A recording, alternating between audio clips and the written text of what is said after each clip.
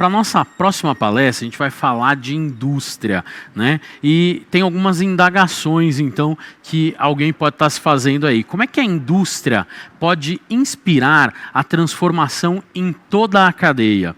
Como a indústria transforma e faz com que os supermercados de todos os tamanhos se abasteçam de forma online?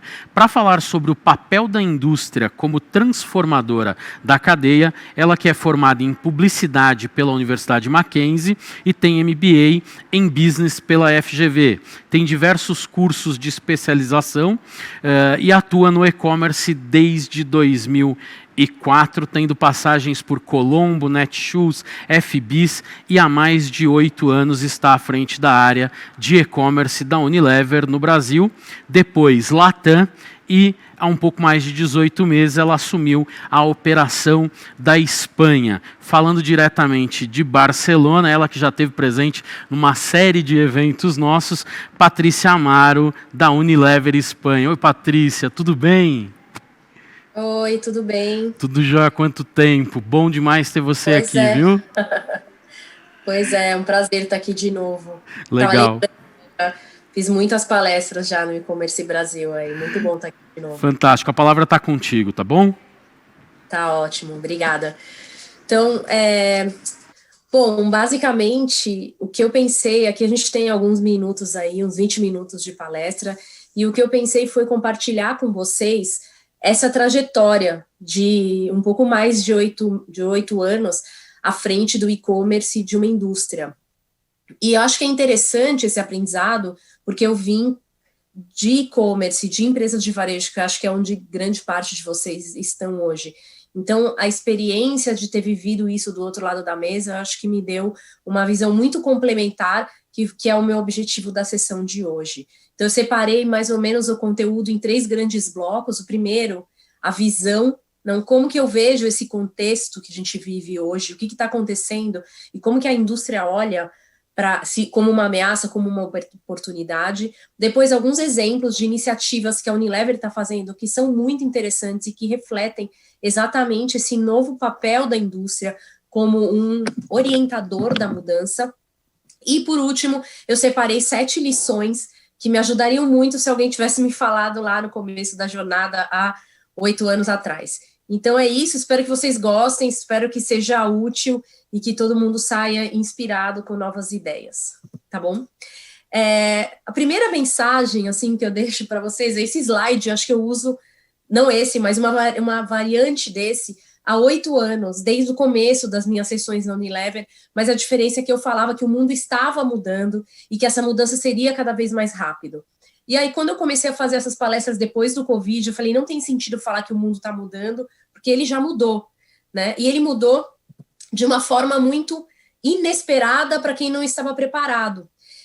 E eu gosto muito desse chart, né, que ele fala, que é um executivo falando para os outros, a transformação digital está anos longe e vai demorar muito para isso acontecer, enquanto o Covid está vindo como uma bola de ferro para desarmar todas as estruturas que estão presentes. Eu gosto muito dele porque eu escutei muito isso. Então, em 2012, quando eu entrei na Unilever, que eu comecei um trabalho com os varejistas para falar da importância do e-commerce, e muitas vezes varejistas muito tradicionais, muitos deles falavam para mim que isso estava muito longe de acontecer, que eles entendiam que em algum momento o e-commerce ia vir, ia ser uma realidade, mas que isso era muito longe, estava muito longe da realidade, tanto dentro da Unilever quanto com clientes, eu escutava isso o tempo inteiro. Então, eu acho que, olhando para o cenário que a gente vive em 2020, é muito fácil identificar aqueles que olharam para as tendências e se prepararam de alguma maneira, e foram esses que conseguiram até crescer, né? Aqui na Espanha, por exemplo, a Amazon cresceu mais de 500% no mês que a gente estava em lockdown. Quem já tinha uma plataforma de e-commerce conseguiu adaptar a sua operação e continuar crescendo, continuar fazendo negócios, e aqueles que olharam para as tendências como algo que estava muito longe da realidade, realmente se encontraram numa situação complicada. Então, acho que a minha visão é que o Covid fez foi uma aceleração de tendências e de movimentos que a gente já sabia que estava acontecendo no mundo, né? E, de fato, a gente está aí numa nova dinâmica que dificilmente volta para onde ela começou, né? Se a gente olhar a evolução do e-commerce na China, tiveram 2 grandes picos de crescimento do e-commerce, que foi a H1N1 e a SARS. Então, uma vez que esse consumidor migra para a compra online, uma vez que a indústria migra para a compra online, ela não volta para o nível que estava. Mesmo que você volte, né, você abre as operações offline, mas a evolução do e-commerce ela não volta para o passo inicial. E sem dúvida, quem fez... Aqui tem um vídeo, eu não sei se vocês podem passar já.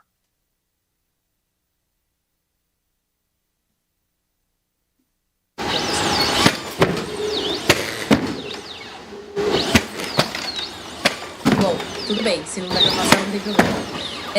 Na verdade, quem está fazendo a grande transformação, esse vídeo é um robô, que foi um momento muito histórico, porque um robô que conseguiu dar um looping no ar e ficar de pé.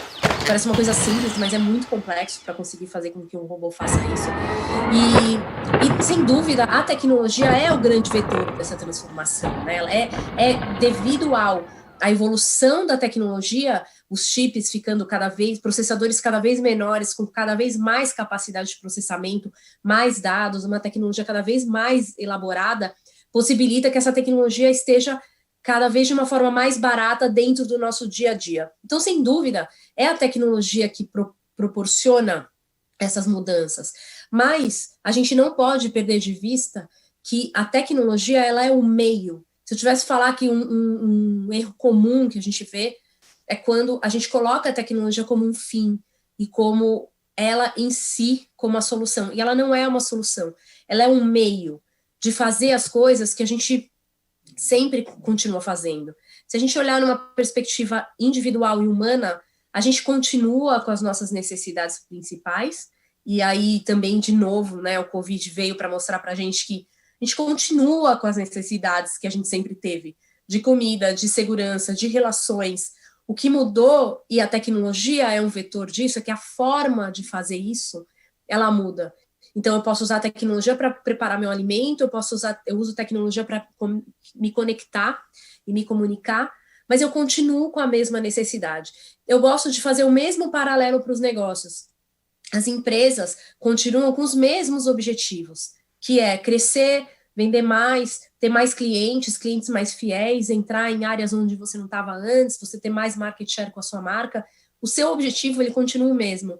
Mas se antes você fazia isso de uma forma completamente offline, você antes vendia com um vendedor indo na porta do mercadinho e dependia disso para fazer a venda, você com o e-commerce, a tecnologia vem e te possibilita que você faça as coisas de uma forma mais eficiente, que esteja mais disponível.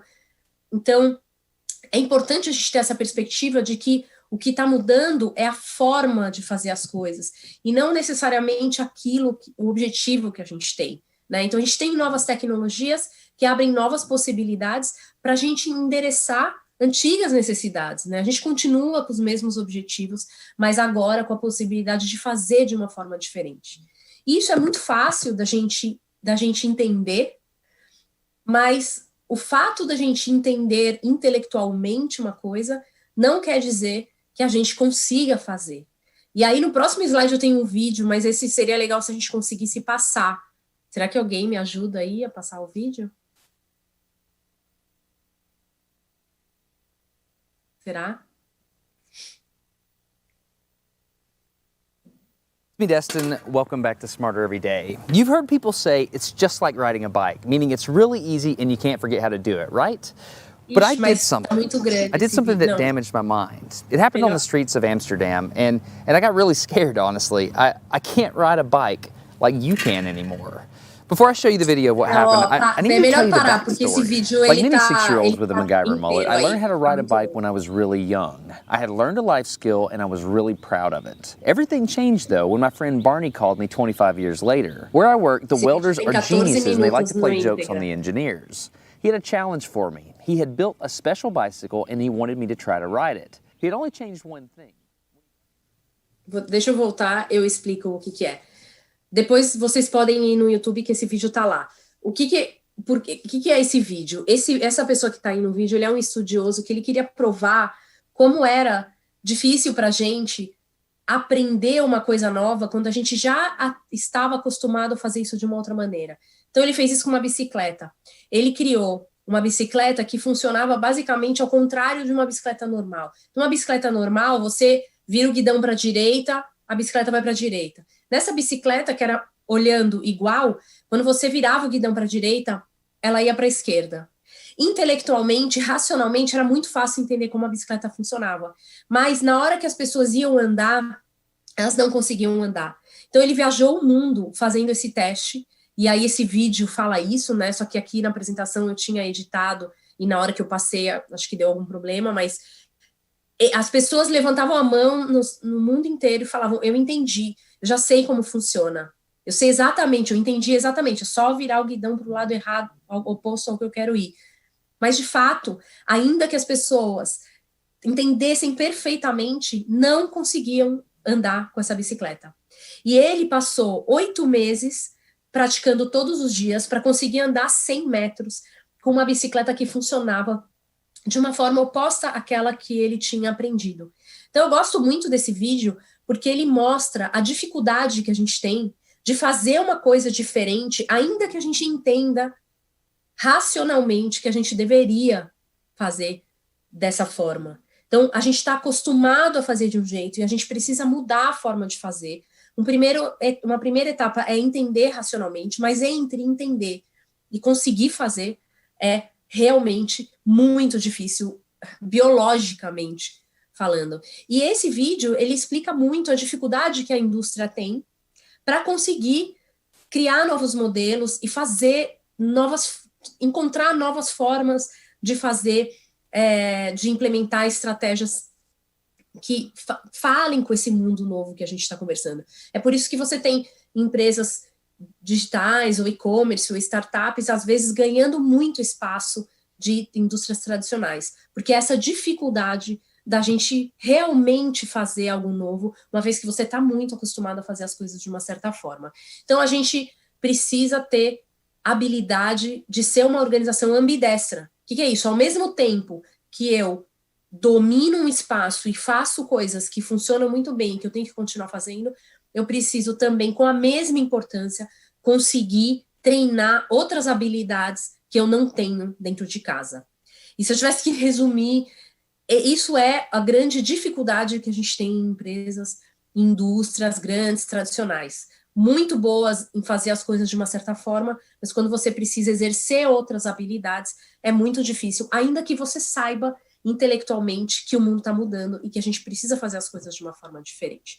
Então, o que eu, basicamente, nesses 8 anos, o meu trabalho e da minha equipe foi influenciar a Unilever e trazer essa visão de fora, de uma nova forma de fazer negócios e desafiar as estruturas para que a gente pudesse, sim, pensar de uma forma diferente, exercitar, implementar novas habilidades dentro da empresa, novos perfis de pessoas, de times, de forma de trabalho, para criar projetos que tivessem uma conexão maior com esse mundo que a gente sabe que esse mundo novo que já chegou. Então, eu separei aqui alguns exemplos que são um reflexo de uma indústria se adaptando a novos modelos, tá? Grande parte dos exemplos foram feitos na minha gestão com o meu time, alguns outros foram feitos enquanto eu estava na Unilever participando parcialmente. Então, o primeiro projeto que eu acho que vale muito a pena falar é o Compra Unilever. Compra Unilever é uma plataforma de B2B que fazia com que os produtos da Unilever chegassem para os pequenos varejistas de uma forma mais eficiente, né? Então, a gente construiu esse projeto em 2016, foi muito disruptivo na época, porque era um marketplace que vendia só produtos de Unilever e que os vendedores eram distribuidores. Então, foi um projeto que começou lá em 2016 como uma coisa inédita no mercado, com muita descrença, né, de praticamente todo mundo que a gente convidou para fazer parte no começo, mas foi um projeto que muito rapidamente virou um sucesso. A gente, em um ano, tinha mais de 40 distribuidores conectados, uma penetração no Brasil inteiro, 200 mil pequenos varejistas comprando. Então, a gente viu que sim, tinha sentido que quando a gente disponibilizava a possibilidade de comprar produtos da Unilever através de uma plataforma de e-commerce,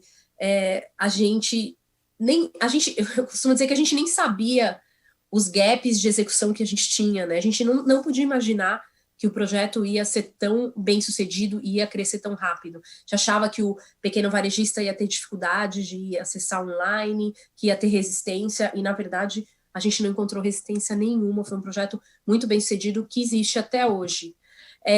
Esse projeto ele foi tão bem sucedido que logo, alguns meses depois, a gente lançou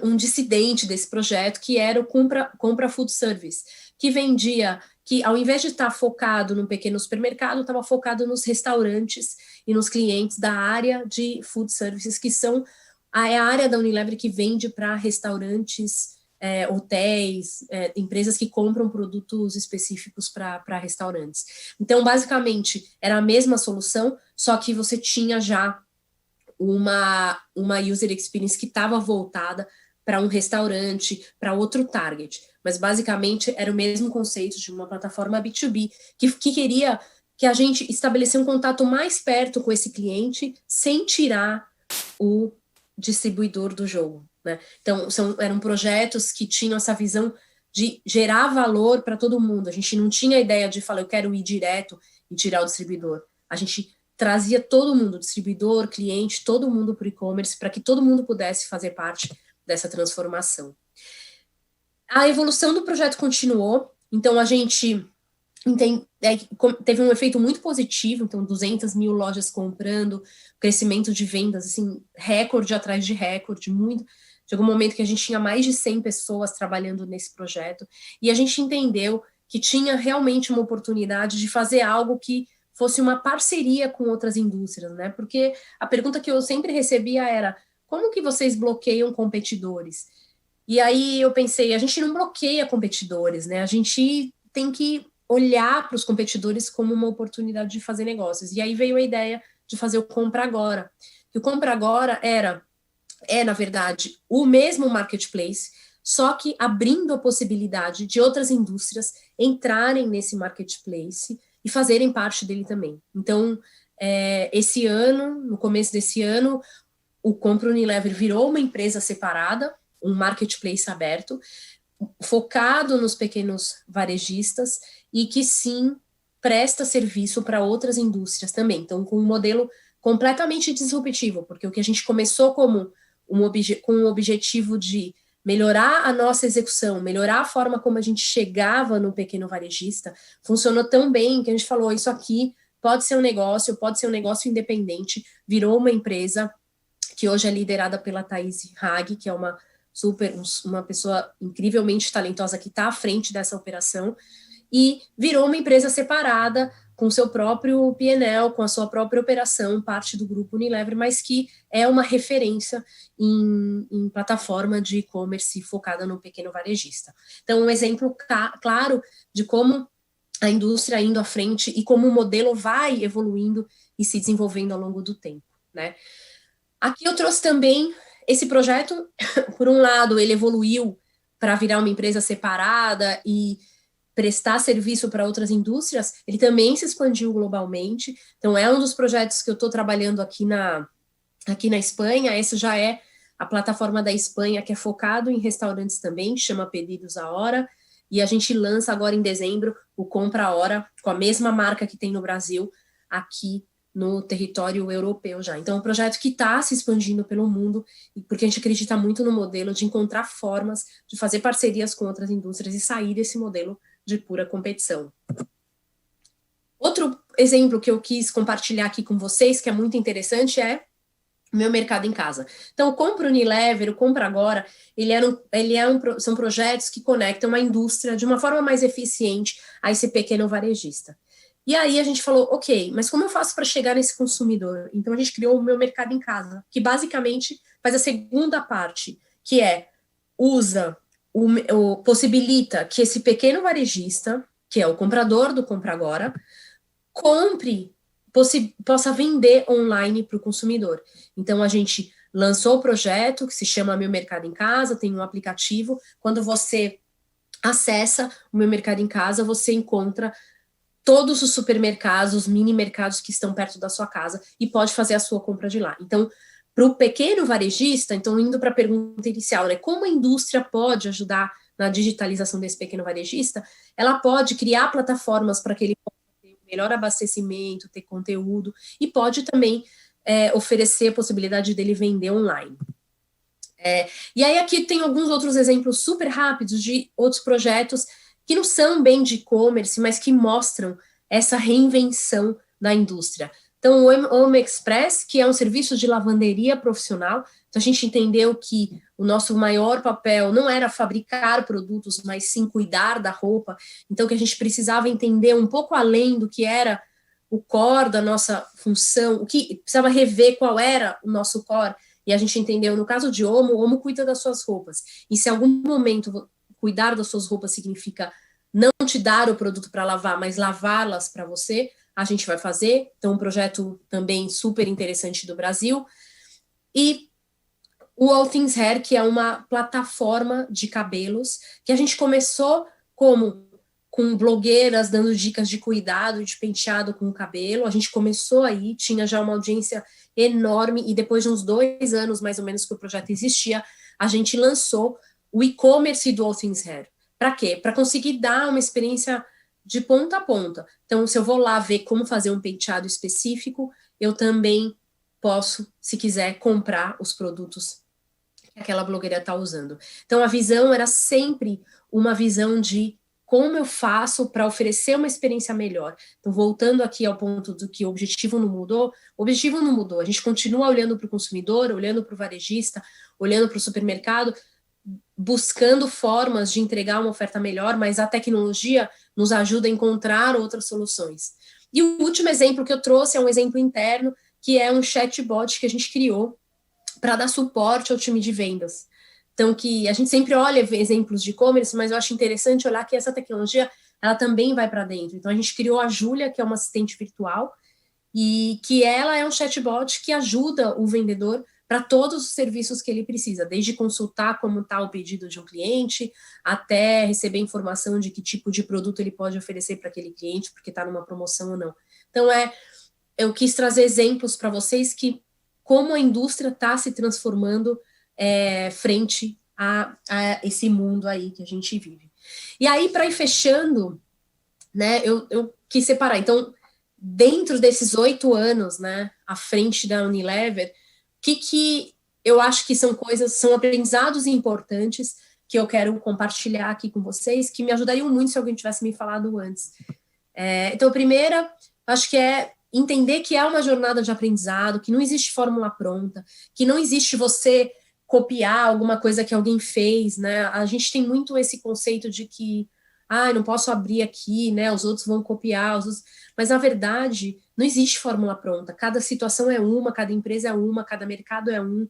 Então aqui na Espanha eu tô coisas que funcionavam no Brasil não funcionam aqui, porque cada situação, cada momento é um. Então, o mais importante é entender que é uma jornada de aprendizado, né? Que tem que começar para aprender e aí ir pivotando em direção àquilo que faz sentido, em direção àquele seu objetivo inicial. O segundo ponto não é sobre tecnologia, né? É muito comum, e eu imagino que deve ter gente de tecnologia na audiência, e eu adoro tecnologia, né? As pessoas que eu mais trabalhei junto, sem dúvida, né? São meus grandes amigos, são os de tecnologia, mas eles não é só tecnologia, né? Precisa ser uma visão de negócios. A tecnologia, se você não sabe o que você quer, não existe tecnologia que vai fazer isso para você. Você precisa ter alguém fazendo aquela tecnologia funcionar. Outro dia me mostraram um aplicativo e me perguntaram se eu achava que aquilo podia ficar grande, e aí eu respondi, depende se você vai pôr alguém que faça isso ficar grande, né? Porque sozinha a tecnologia não vai fazer. Então você precisa ter seus objetivos claros de negócio e precisa estar disposto a rever esses objetivos sempre que necessário, tá? Ao longo do caminho, porque é uma jornada de aprendizado.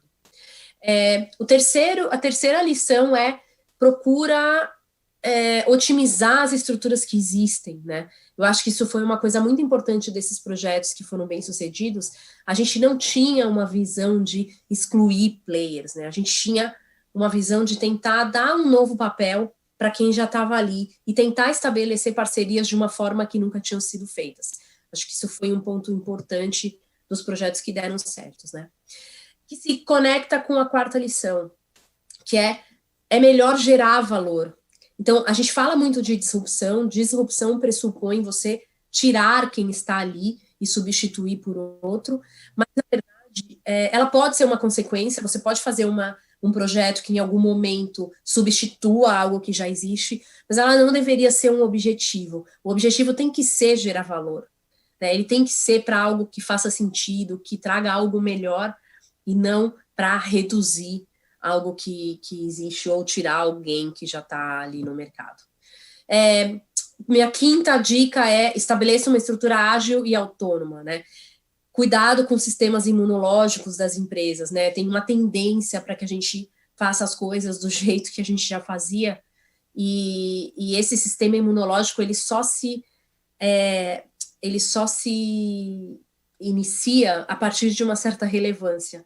Então, é super importante você pensar na estrutura, você pensar quem são as pessoas, qual é o perfil de pessoas, quais são os processos que têm que estar envolvidos para conseguir fazer um projeto de inovação, principalmente numa indústria, né? O sexto é aceite a informação e o dado, ainda que ele seja desconfortável. O que a gente aprende é que, muitas vezes, o dado mostra algo que a gente não imaginava. O dado não faz sentido, muitas vezes. Você fala, cara, eu não achava que era... Uma época eu lembro que eu trabalhava na Netshoes e a gente viu que o grande comprador de camisa de futebol durante um período era mulheres, né? A gente falava, não pode ser, né? Não pode ser. Era. Não sei se estava comprando para o filho, para o marido ou para ela mesma, eu não sei. Mas era isso. Então, acho que tem que aceitar o que vem e testar em relação a isso, porque o dado, ele vai exatamente... É aí que estão as oportunidades, é quando são coisas que você não sabia, não esperava, que pode ser diferente. E a sétima e última lição que eu deixo para vocês é, não pode desistir, porque tudo que quando você vem para propor algo novo, vai existir uma resistência, né? Senão não é novo, né? A gente resiste ao novo, é natural. A gente viu no vídeo, não viu no vídeo, mas é um exemplo da bicicleta. Então, tem que insistir. Na resiliência é uma palavra muito chave para quem está procurando construir novos modelos, né? E acho que para quem está na indústria e a trajetória da indústria, essa capacidade de persistir, resistir, insistir naquilo que você acredita, ela é muito importante. Entender que isso é parte do processo e que em algum momento as coisas andam. Bom, é isso. Uma frase que é a melhor maneira de prever o futuro é criar, porque eu acho que isso realmente a grande visão que a gente teve da Unilever durante esses 8 anos, e por isso que a gente criou tantos modelos novos que funcionaram como inspiração até para outras empresas depois. Era isso, e agradeço, muito obrigada pelo tempo de vocês. Eu não sei se a gente tem tempo para pergunta ou não. Oi, Patrícia, obrigado. Muito, muito legal a tua apresentação. Deu um panorama incrível de como é que vocês estão se posicionando e que realmente tem desafios e oportunidades gigantescas aí. Antes da gente encerrar só, Patrícia, o pessoal está cobrando aqui no chat de falar qual é o vídeo no YouTube, como eles acham o vídeo no YouTube, galera quer assistir o vídeo na íntegra. Aquele vídeo o que acontece é que o vídeo ele tem uns 14 minutos, eu editei aqui, tá? Por isso que eu falei para não passar. Mas se vocês forem lá no YouTube, eu acho que é Unlearning, que é desaprendendo, Riding a Bike. Em inglês é desaprendendo, aprender de bicicleta, andar de bicicleta. Learning, Riding a Bike. Fantástico, fantástico. Obrigado mais uma vez, Patrícia. Foi um prazer falar contigo. Obrigado, viu? Imagina, eu que agradeço. Obrigada a vocês.